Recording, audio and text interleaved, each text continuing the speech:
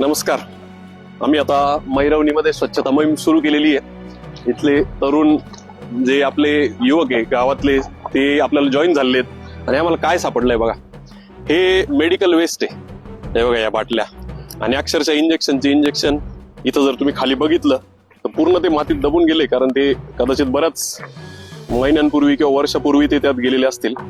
तुम्ही विचार करा, आपण कोविड पाहिलंय, इतकी काळजी घेतो आपण की आपल्या पाण्यात काय जातंय, आपल्या हवेत काय जातंय, आणि इथं धरणाचं पाणी जे शेतीला वापरलं जाणार आहे, जे तुमच्या प्यायच्या काही ठिकाणी वापरलं जाणार आहे, त्याच्यामध्ये जर असं मेडिकल वेस्ट टाकलं जात असेल तर हे आरोग्यासाठी किती धोकादायक आहे. त्याच्यामुळं आम्ही जेव्हा बऱ्याच वेळा म्हणतो की इथं धरणावर कचरा होतो, तर आपण दारू पिणाऱ्यांना आपल्याला लवकर त्यांचं वाटतं की त्यांना मारा वगैरे हे करा, पण हे सगळ्यात जास्त खतरनाक आहे. कारण हे औषधं आहेत, अक्षरशः औषधं आहे. ही सुई कोणाच्या तरी शरीरात जाऊन परत ती त्याच्यातली जी निडल आहे ती सुद्धा तशीच आहे, ती तशीच काढून परत इथं टाकण्यात आली. त्याच्यामुळे हे खूप रिस्की गोष्टी आहे. आणि ह्या जर धरणात जात असतील तर जलसंपदा विभाग असेल, ग्रामपंचायत असेल, यांचं सगळ्यांचं काम आहे की हे जाऊ देऊ नये.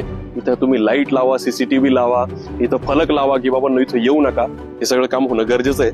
आणि ही जी आमची टीम काम करते त्यांना तुम्ही येऊन भेटा, जर तुम्हाला शक्य असेल तर त्यांच्याबरोबर कामही करा.